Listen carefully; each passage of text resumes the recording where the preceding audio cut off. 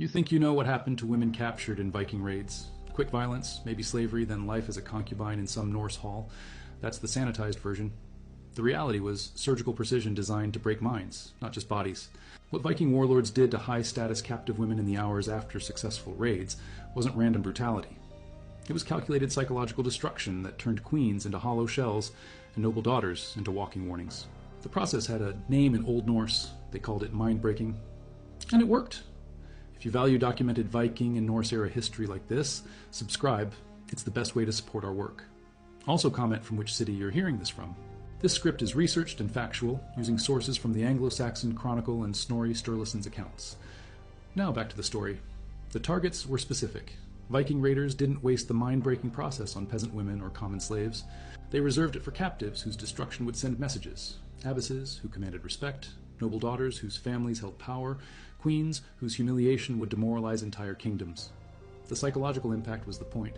Break one important woman publicly, and hundreds of others would surrender without fighting. The Frankish annals record what happened to Queen Judith of Flanders in 879.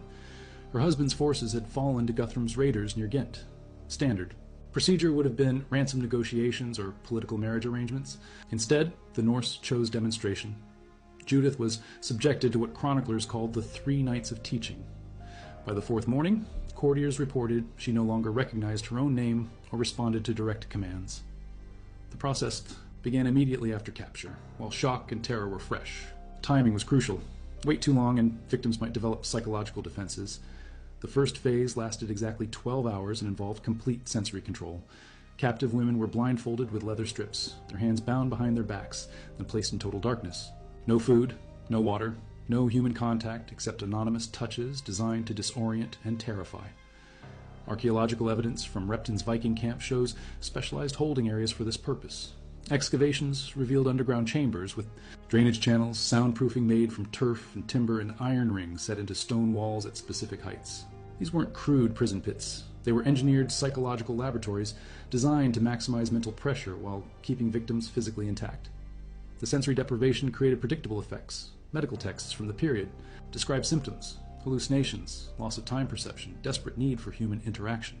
When Vikings finally provided contact after 12 hours of isolation, victims experienced intense relief and gratitude. This emotional response was weaponized immediately. The captors became sources of mercy rather than torment, even as they prepared for the next phase. Phase 2 involved systematic humiliation designed to destroy personal identity. Noble women were stripped of clothing and possessions.